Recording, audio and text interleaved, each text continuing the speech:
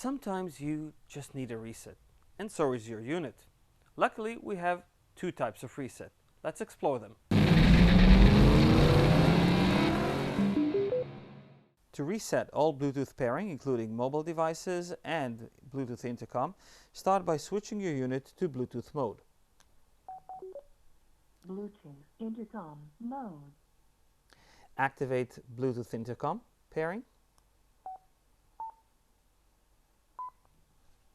Rider A pairing. And then press both the media button and the intercom buttons